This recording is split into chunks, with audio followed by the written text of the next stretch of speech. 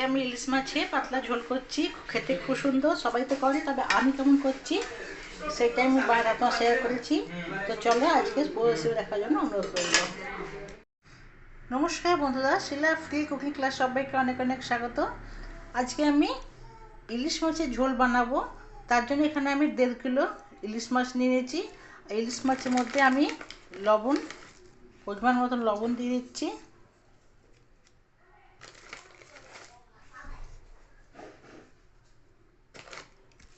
লবণ আর হলুদ দিয়ে ভালো করে মাছটা মাখিয়ে রেখে দেবো।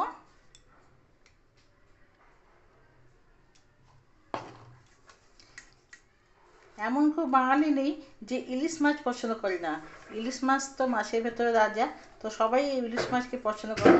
তো সেই মাছটা আমি আজকে হালকা পাতলা ঝোল বানাবো, খেতে দুর্দান্ত লাগবে। সবাই বাড়িতে হয়, তবে আমি কেমন বানাচ্ছি সেটাই দেখাচ্ছি। তোমরা অবশ্যই এখানে বানাও, আশা করি খুব ভালো লাগবে। মাছগুলোর মধ্যে ভালো করে হলুদ মাখিয়ে দেবো, আর মাখিয়ে দিয়ে আমি রেখে দেবো। এটা আমি 8 ঘন্টার জন্য রেস্টে রেখে দেবো।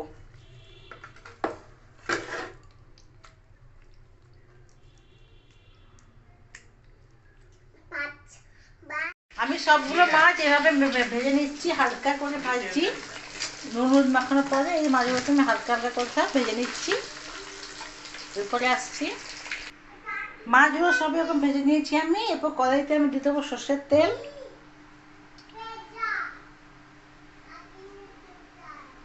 তেলটা ভালো মতো গরম হয়ে গেলে এতে আমি দিয়ে দেবো কালো জিরে আর দিয়ে দেবো এখানে কাঁচা লঙ্কা। ঝালটা অবশ্যই তোমাদের পছন্দ মতন দেবে। কালো জিরে কাঁচা লঙ্কাটাকে সুন্দর গন্ধ বেরোলে আমি এবার আলুগুলোকে লম্বা লম্বা করে কেটে দিয়েছি। দেখো, যতটা সাইজের মাছ ততটাই সাইজে আমি আলু এখানে কেটে নিয়েছি। তেল থেকে সুন্দর গন্ধ, এই যে কেটে রাখা আলু এর তেলের মধ্যে দিয়ে দেবো।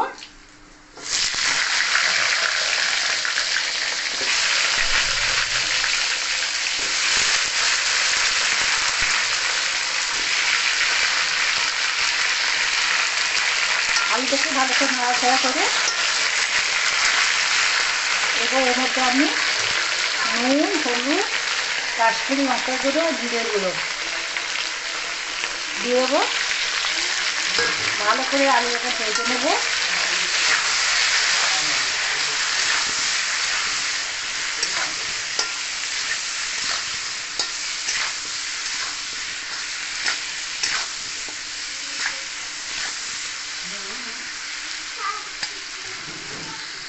আলু ভালো করে ভাজা হয়ে গেলে এখানে আমি দিয়ে দেবো গরম জল।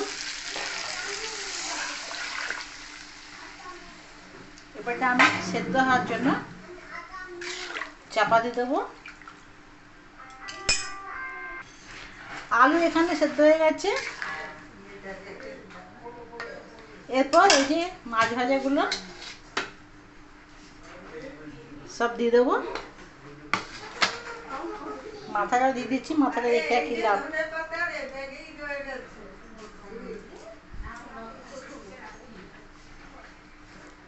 একটা একটা করে মাথাটাও দিয়ে দেবো। মাছগুলো সব দেওয়ার পরে আর 5 মিনিট ফুটিয়ে নেবো। ব্যাস তৈরি হয়ে গেলো এখানে আমার ইলিশ মাছে পাতলা ঝোল আলু দিয়ে। তো কেমন লাগলো অবশ্যই কমেন্টে জানাবে। ভালো লাগে লাইক করবে, নিত্য চ্যানেলটিকে সাবস্ক্রাইব করে দেবে। ভালো থাকবে, সুস্থ থাকবে, তাকে আবার কোনো সময় দেখা হবে। ধন্যবাদ।